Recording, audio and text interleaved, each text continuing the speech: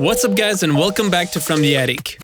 I love hand-to-hand combat in video games. That being said, I'm not a huge fan of fighting games, surprisingly enough.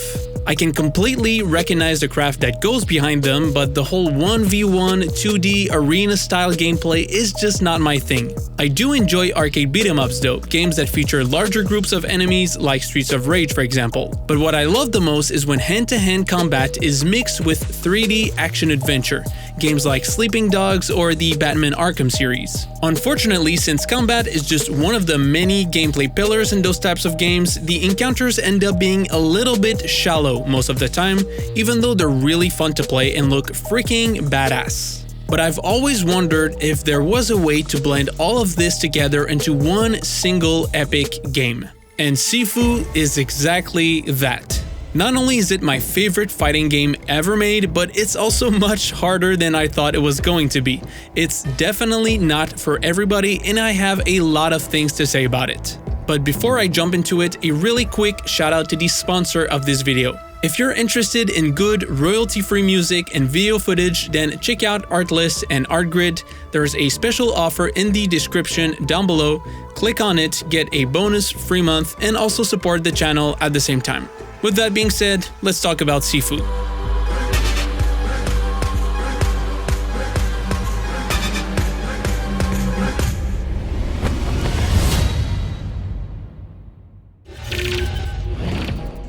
Sifu is a beat-em-up action-adventure game about kung fu with roguelike mechanics. Yes, you heard that correctly. The whole game basically revolves around the idea of avenging your master who's been murdered by a group of deadly martial artists through 5 levels that will test out your skills as well as your patience, because holy crap, this is an absolutely brutal experience. In fact, this is not your typical fighting game. There's a lot of gameplay elements, whether it's in the combat itself or in the overall structure, that makes Sifu one of the toughest and most exhausting games I've played in a very long time. But it's also what makes it unique, fresh, and incredibly addictive. It reminded me a lot of Returnal in some ways. It's a game with only a couple of levels that can be completed in a few hours once you have mastered it.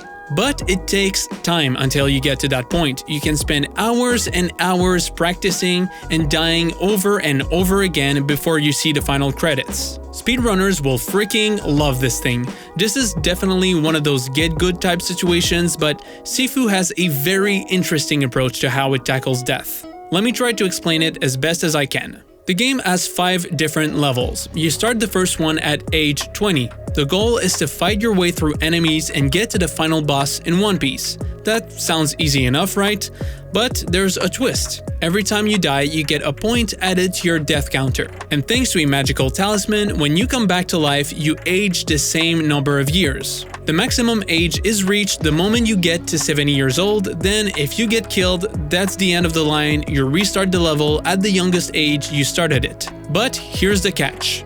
Your age carries over between the levels. So if you end level 1 at 40, you will start level 2 at 40. If you end level 2 at 60, you will start level 3 at 60, so on and so forth. But by going at that rate, there's no way you can finish the game. So the idea is that you go back to previously completed levels and try to finish them with as few deaths as possible so that you have a better starting checkpoint at every subsequent stages. You basically need to aim for perfection, and that's where the roguelike mechanics start to appear. Sifu is a run-based game, much like Returnal, where your goal is to get as far as you can and then repeat the process until you get a good run that makes completing the next stages feasible.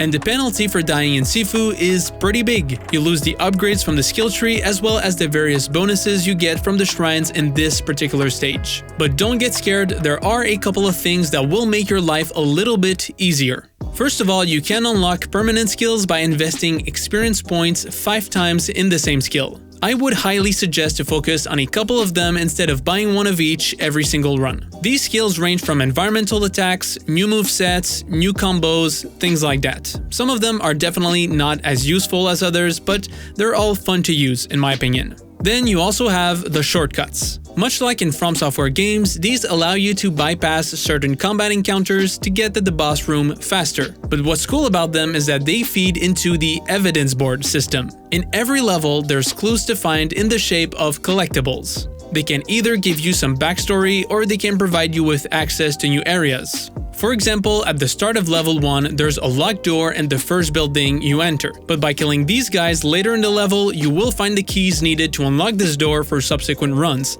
giving you much quicker access to the boss room. And every location is connected. You can find a keycard in level 3 that opens up a door in level 2.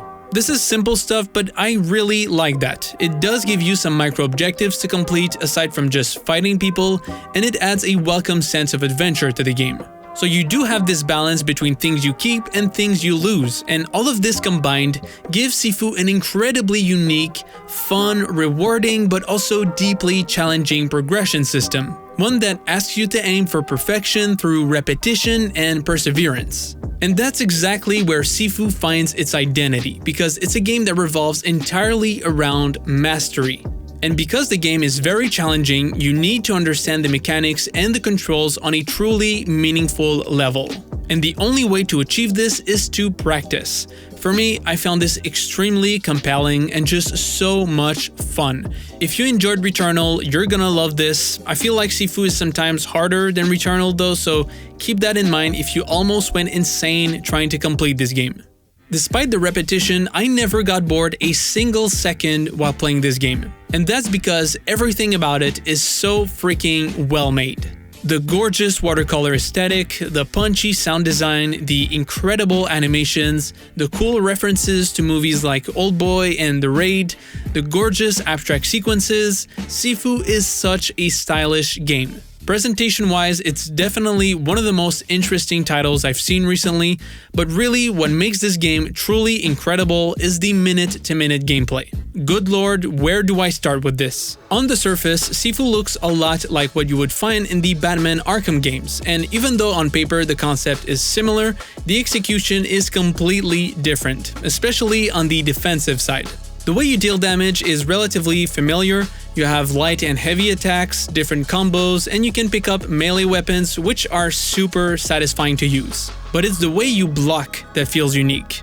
First, you have this little bar at the bottom called Structure, which is relatively similar to the posture system of Sekiro. Structure is impacted every time you're hit, even when you're blocking. If you take too many hits, Structure will eventually break, leaving you open to attacks. The trick is really to either dodge, parry, which is actually really hard because of the short reaction window, or you can simply avoid the attacks, which isn't as easy as it sounds. And that's where the combat increases in difficulty quite dramatically, because aside from the unblockable attacks, the game doesn't have those flashy icons telling you when enemies are about to punch you. The game expects you to guess when and where enemies are going to hit. Yes, you can avoid attacks in all 4 directions. Enemies can aim for your head, try to hit you from the sides, or even go with a sweeping attack to get you on the ground. And trust me, when you're surrounded, things can get really ugly very quickly. Unlike the Arkham games, button mashing really isn't an option. Enemies are incredibly aggressive and they will use the same exact strategies you have at your disposal. Enemy variety is also really good and goes beyond simple cosmetics to feature different fighting styles, which once again makes the combat consistently enjoyable. In my opinion, this is one of the best, most engaging and unique combat loops I have ever seen in a video game. Overall, Sifu is absolutely fantastic. I truly cannot believe that we got a game of this caliber this early into 2022. It took me about 10 to 12 hours to complete, but I can definitely see myself going back to it on a fairly regular basis. That being said, the replayability isn't as strong as something like Returnal, simply because, well, it's not procedurally generated, but still, the core of the game is so fun that it's definitely enough for me to want to jump back in from time to time. Hopefully we can see some additional content in the future, but nonetheless, as it is, Sifu is definitely worth a buy if you are looking for a challenge. Otherwise, do yourself a favor and don't ever touch this game. Thank you guys for watching this video. I hope you enjoyed it. It feels really good to be back after almost a month of no videos. I apologize for that, but now, I mean, there's so many things coming out that there's more than enough to keep me busy. Things like Elden Ring, Horizon, and a bunch of other games I won't even try to list because there's just too many of them. Plus, I'm also working on a new video series about upcoming titles where I talk with developers, ask questions, and offer you guys a behind-the-scene look at the creation of a particular game. I'm very excited for this, and I hope you will like it as well. That's pretty much it, and I'll see you all later.